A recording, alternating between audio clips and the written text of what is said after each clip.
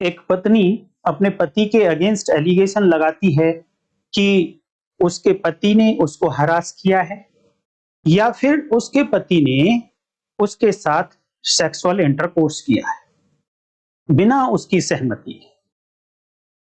अर्थात हिंदी में बात करें तो एक पत्नी ने कहा कि उसके पति या उसके रिलेटिव्स, उसके संबंधियों के द्वारा उसको हरासमेंट किया गया, उस पर क्रूरता की गई है, या फिर उसके पति के द्वारा ऐसी पत्नी के साथ मैथुन किया गया है बिना उसकी सहमति के। तो पति के अगेंस्ट अब जो कार्यवाहियां होनी है, उसका प्रोसिक्यूशन जो होना है हस्बैंड का, वो कैसे होगा। तो नमस्कार दोस्तों, मैं संजीव सिकरवार आज इसी टॉपिक के ऊपर आप लोगों के लिए 2 सेक्शंस में लेकर आया हूं। जैसा कि आप लोग देख रहे हैं कि पहले हमारा भारतीय नागरिक सुरक्षा संहिता का चैप्टर नंबर 15 चल रहा था, तो साथ में हमने भारतीय साक्ष्य अधिनियम भी शुरू कर दिया है। तो बीच बीच में कभी भारतीय साक्ष्य अधिनियम की वीडियो आती है, कभी कभी भारतीय नागरिक सुरक्षा संहिता की वीडियो आती है, बट हम दोनों को साथ साथ ऐसे ही चलाते रहेंगे। तो चैप्टर नंबर 15 में अब केवल और केवल 3 सेक्शंस रह गई हैं। उनमें से 2 सेक्शंस आज पूरी कराएंगे, एक सेक्शन बचेगी, उसे हम नेक्स्ट वीडियो में पूरा करा देंगे। और चैप्टर 15 में बताई गई हैं बातें कि लिमिटेशंस क्या क्या हैं कॉग्निजेंस के ऊपर, संज्ञान पर क्या क्या सीमाएं रहेंगी, कब कब कोर्ट कॉग्निजेंस लेंगी, तो किन किन बातों का ध्यान रखेंगी। उन पर कुछ रिस्ट्रिक्शंस लगाए गए कोर्ट के ऊपर कि आप संज्ञान कॉग्निजेंस नहीं लेंगे जब तक कि ये पर्टिकुलर बातें पूरी नहीं हो जाती हैं। तो आज की वीडियो में हम बात करेंगे सेक्शन 220 BNSS, जो करस्पॉन्डिंग सेक्शन हुआ करती है 198 कैपिटल A CRPC की, और दूसरी सेक्शन रहेगी 221 भारतीय नागरिक सुरक्षा संहिता, और ये करस्पॉन्डिंग सेक्शन है 198 कैपिटल B CRPC की।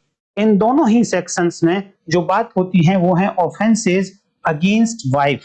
पत्नी के विरुद्ध कुछ अपराध हुए होते हैं, तब उनको किस तरीके से हैंडल किया जाएगा, किस तरीके से डील किया जाएगा। तो पति के अगेंस्ट या पति के जो संबंधी रिश्तेदार होंगे उनके अगेंस्ट जब कंप्लेंट आएंगी तो कॉग्निजेंस किस तरीके से हो सकता है। अगर आप प्रैक्टिस में हैं तो आपको ये देखना पड़ेगा कि जब कोर्ट कॉग्निजेंस ले रही हैं तो क्या इन सेक्शंस को फॉलो किया गया है या नहीं किया गया है। इसलिए ये सेक्शंस आप लोगों के लिए एप्लीकेबल हो जाती है।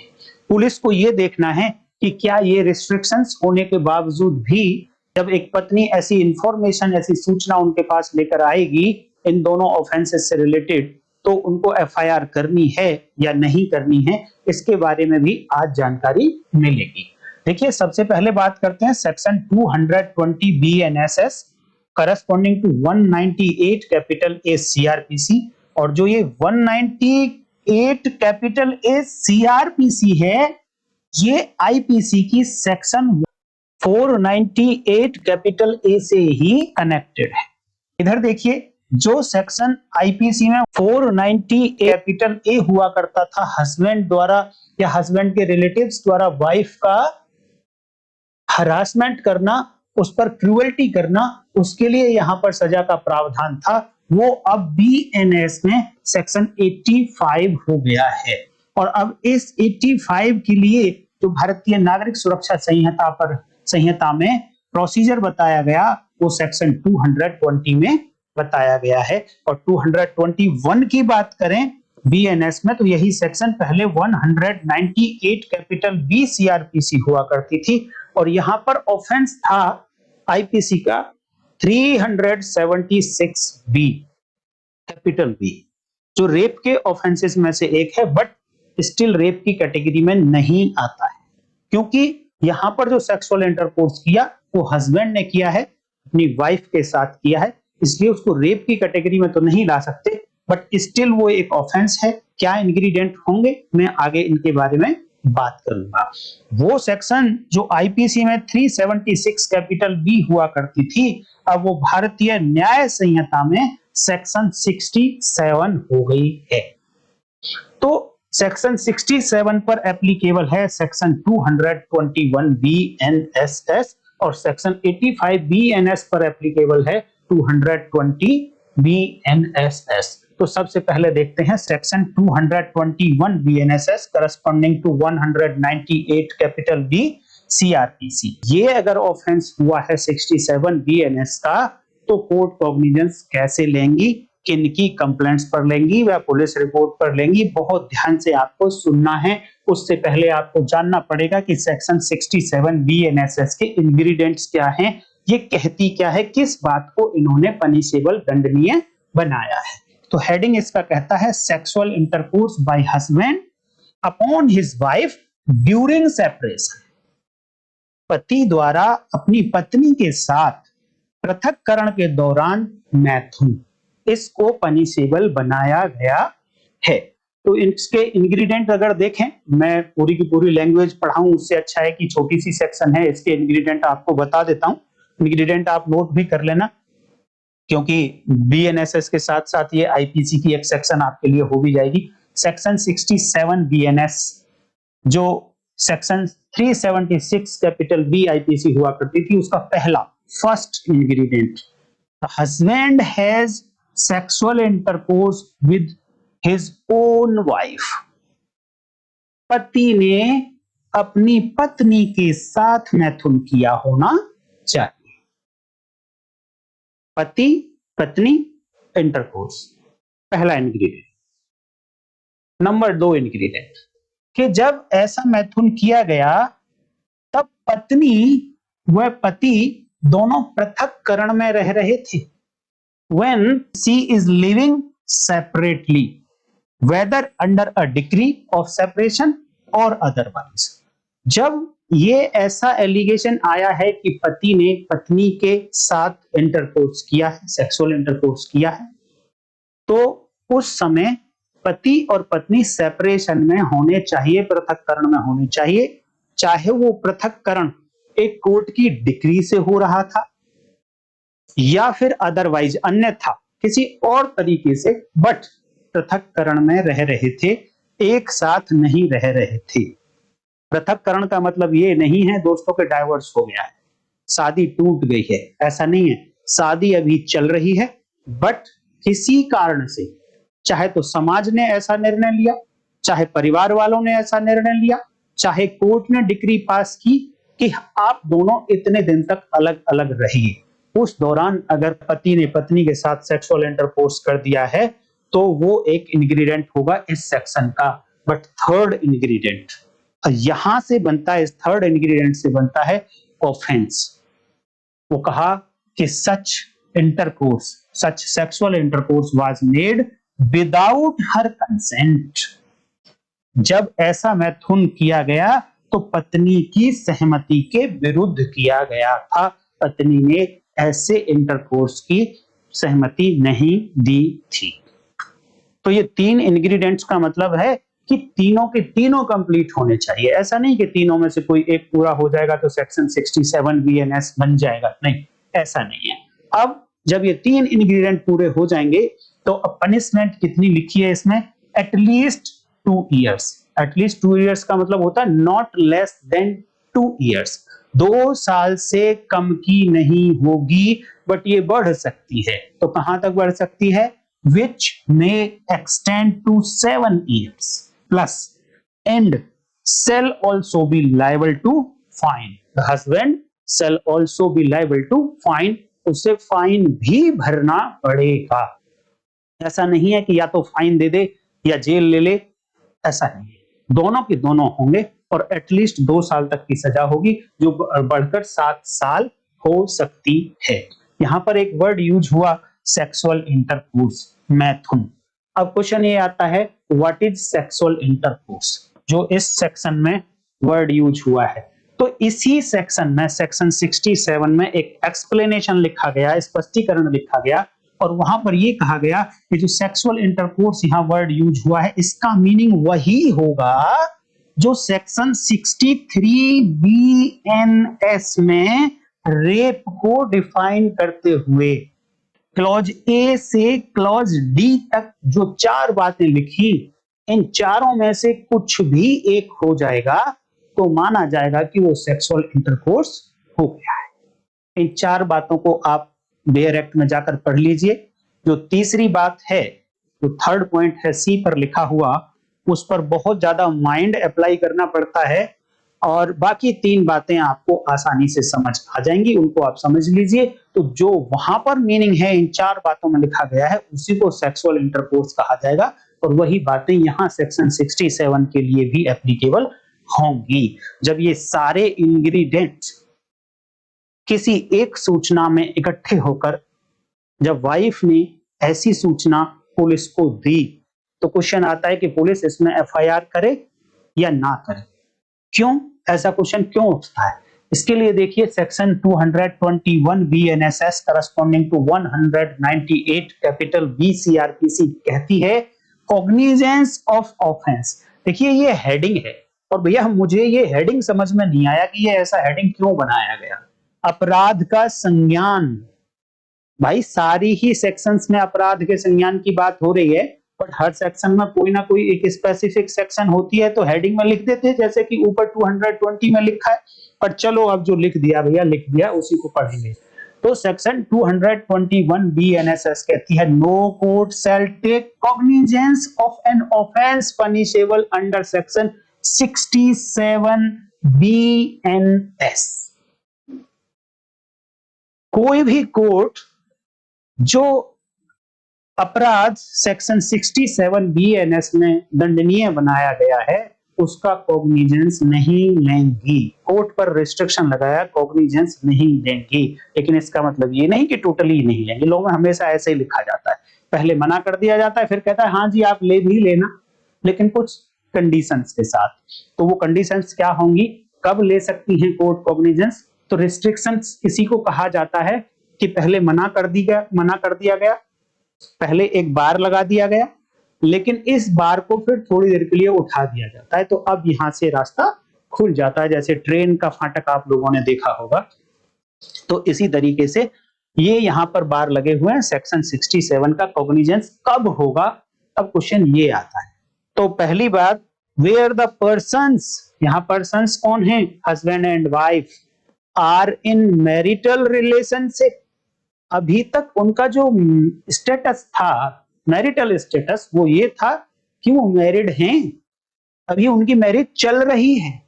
पहली बात तो ये जो सेक्शन एप्लीकेबल होगी केवल और केवल उसी पीरियड के लिए एप्लीकेबल है, ना इससे पहले ना इसके बाद में। तो पहली कंडीशन, जब दोनों हस्बैंड वाइफ मैरिटल रिलेशनशिप में होने चाहिए।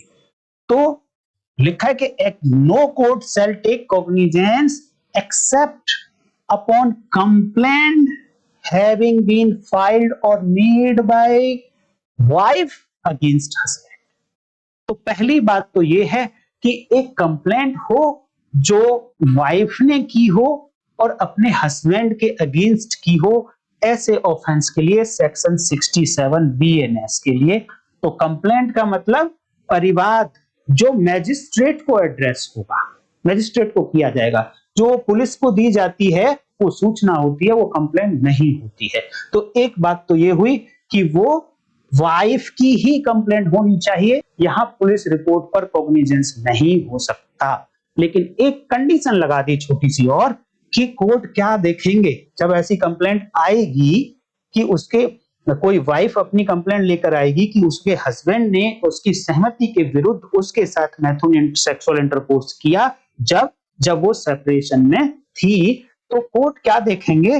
Upon prima facie satisfaction of the facts which constitute the offence. तो पहले ये देख लेंगे कि प्राइमा फेसाई जो ये फैक्ट्स कंप्लेंट में लिखे हैं, क्या इनसे सेक्शन 67 बीएनएस का ऑफेंस बनता है? ये जो फैक्ट्स इसकी कंप्लेंट के अंदर लिखे हैं, क्या ये ऑफेंस कॉन्स्टिट्यूट करते हैं सेक्शन 67 का? देन जाकर कॉग्निजेंस ले सकती है कोर्ट। तो सेक्शन 67 के लिए क्वेश्चन में अगर आपसे पूछ लिया जाए कि किस पर कॉग्निजेंस हो सकता है, चार ऑप्शन आपको दे दिए जाए, police report, complaint of any person, complaint of wife only, या अपॉन ऑल ऑफ देम। तो आपका जवाब होना चाहिए कंप्लेंट ऑफ वाइफ ओनली। किसी और की कंप्लेंट पर, किसी पुलिस रिपोर्ट पर, कोर्ट के सो मोटो कॉग्निजेंस पर या किसी और व्यक्ति की कंप्लेंट पर कॉग्निजेंस नहीं हो सकता। केवल और केवल वाइफ की ही कंप्लेंट होगी, तभी कॉग्निजेंस कोर्ट लेंगी सेक्शन 67 बीएनएस का। अब क्वेश्चन यहां पर यह रह जाता है कि जब वाइफ ऐसी सूचना लेकर पुलिस के पास आई, तो आपको यह देखना है कि अब पुलिस ऑफिसर इसमें एफआईआर करे, इन्वेस्टिगेशन करे या ना करे। सपोज आप पुलिस ऑफिसर हैं, तो आप क्या करेंगे?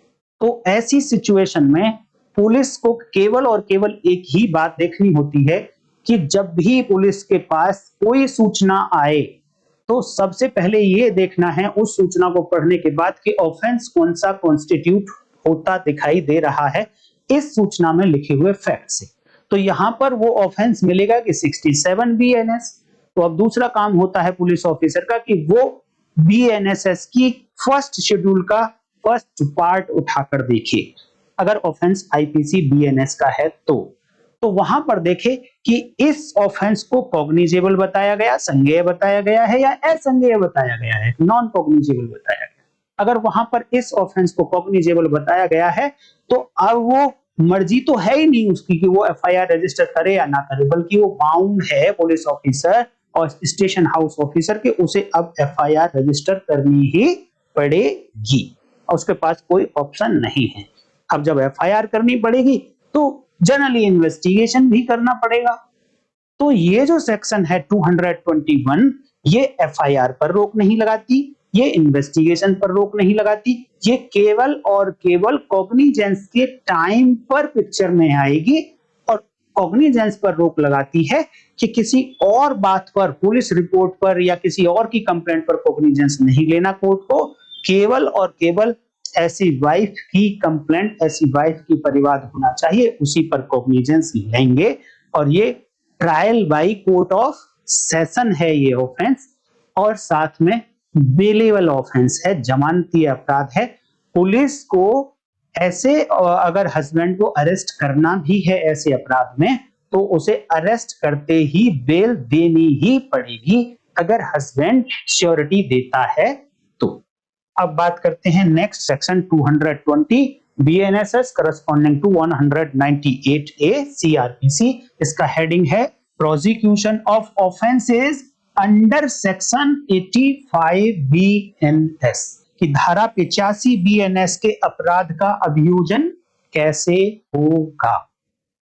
तो ये धारा 85 है जो बहुत ज्यादा प्रचलन में है। अभी माननीय सुप्रीम कोर्ट ने भी कई बार बोला है कि इस धारा का काफी मिसयूज भी हो रहा है, बट हमें उससे कोई लेना देना नहीं है। हम बात करेंगे कि कानून क्या कहता है इसके बारे में। कानून का यूज और मिसयूज ये हम नागरिकों की जिम्मेदारी है कि हम उसका मिसयूज ना करें, बेस्ट यूज करें कानून का, तभी कोई कानून सक्सेसफुली एक जो पीड़ित व्यक्ति होगा उसको न्याय दिला सकता है। मिसयूज के कारण जो एक सचमुच में पीड़ित महिला होती है, कभी कभी उसके अधिकारों का हनन हो जाता है, उसको भी समझ लिया जाता है इसने भी इसी तरीके से सब कुछ झूठा किया होगा। बट चलो उन पॉइंट्स पर आज हम बात नहीं करेंगे। हम बात करते हैं सेक्शन 220 बीएनएसएस के कंटेंट क्या कहते हैं। तो वही कोर्ट के ऊपर रिस्ट्रिक्शंस लगाया गया, प्रतिबंध लगाया गया कॉग्निजेंस लेने के लिए, संज्ञान लेने से। क्या बोला? No court shall take cognizance. कोई भी न्यायालय संज्ञान नहीं लेगा of an offence punishable under section 85 BNS. अगर कोई अपराध भारतीय न्याय संहिता की धारा 85 में पनिशेबल है कोई अपराध, तो ऐसे अपराध का कोर्ट संज्ञान नहीं लेगा। कब तक नहीं लेगा, या फिर दूसरी भाषा में बोले तो कब लेगा, सिवाय किस बात की? पहली बात तो रोक लगा दी गई। अब दूसरा कहा गया कि रोक के बावजूद भी न्यायालय संज्ञान ले सकता है, लेकिन उनके सामने होना क्या चाहिए, कौन सा डॉक्यूमेंट होना चाहिए कि जिस पर वो संज्ञान ले सकें। कौन से अपराध का? अपराध है 85 बीएनएस का। कौन सी धारा बताती है संज्ञान पर रोक लगाती है? 220 बीएनएसएस।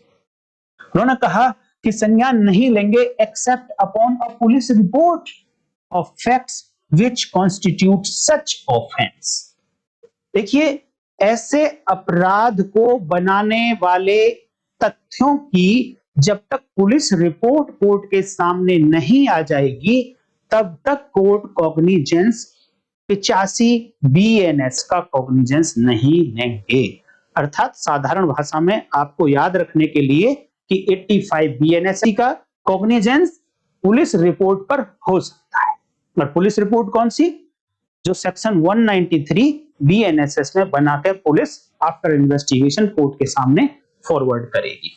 तो पहली बात तो ये हुई कि पुलिस रिपोर्ट पर कॉग्निजेंस लिया जा सकता है।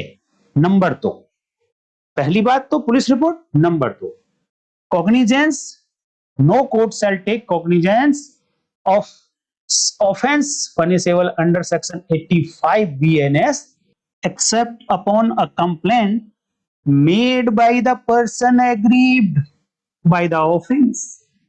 यहां पर बोला है कि पहली पुलिस रिपोर्ट के एडिशनल कोर्ट के पास अगर उस व्यथित व्यक्ति, वो व्यथित व्यक्ति जो इस ऑफेंस से व्यथित है, उसकी अगर कंप्लेंट आ जाती है तो उस कंप्लेंट पर भी कॉग्निजेंस लिया जा सकता है। कंप्लेंट को हिंदी में बोलेंगे परिवाद। अगर व्यथित व्यक्ति का परिवाद अगर आ गया है तो भी कॉग्निजेंस लिया जा सकता है। तो यहां पर एग्रीव्ड पर्सन से मेरी जो अपनी ओपिनियन है वो यहां पर वाइफ है जिसके ऊपर क्रुएल्टी या हरासमेंट किया गया है, जबकि भारतीय साक्ष्य अधिनियम में एग्रीव्ड पर्सन की डेफिनेशन कुछ अलग है। क्यों ऐसा मैं कह रहा हूं?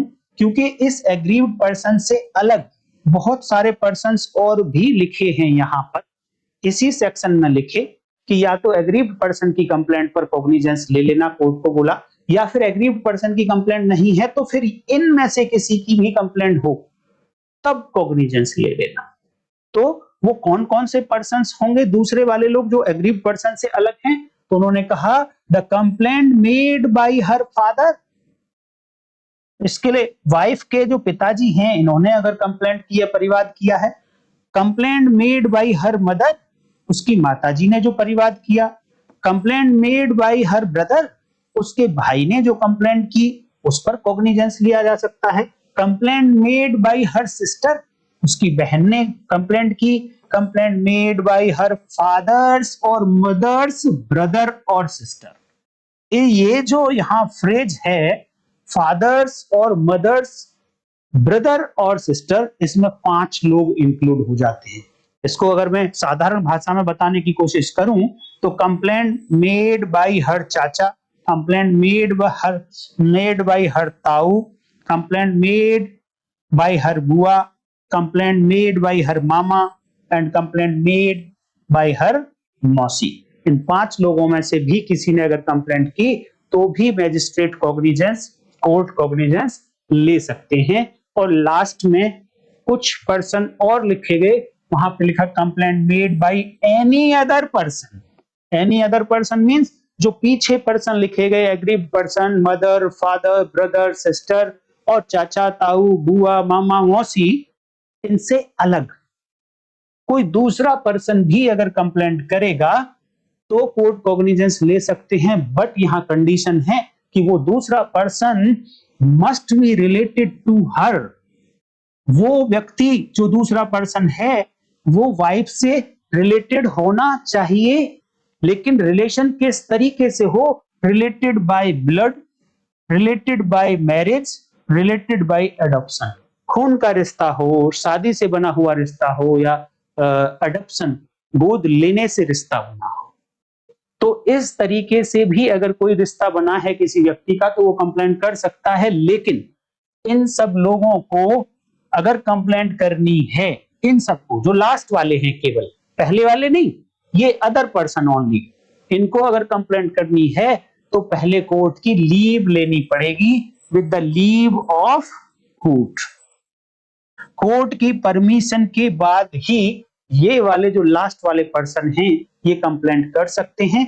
और देन फिर कोर्ट, न्यायालय इनकी कंप्लेंट पर भी सेक्शन 85 भारतीय न्याय संहिता के अपराध का कॉग्निजेंस ले सकते हैं।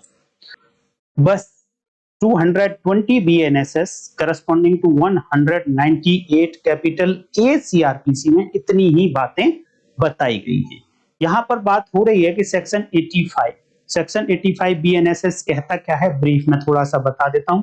वहां पर लिखा गया हस्बैंड और रिलेटिव ऑफ हस्बैंड, इन दोनों ने, या तो हस्बैंड ने खुद या हस्बैंड के रिलेटिव्स ने एक वुमेन पर, वुमेन कौन होगी, इस हस्बैंड की वाइफ, उसको क्रूएल्टी करी है या उसके ऊपर हरासमेंट किया है।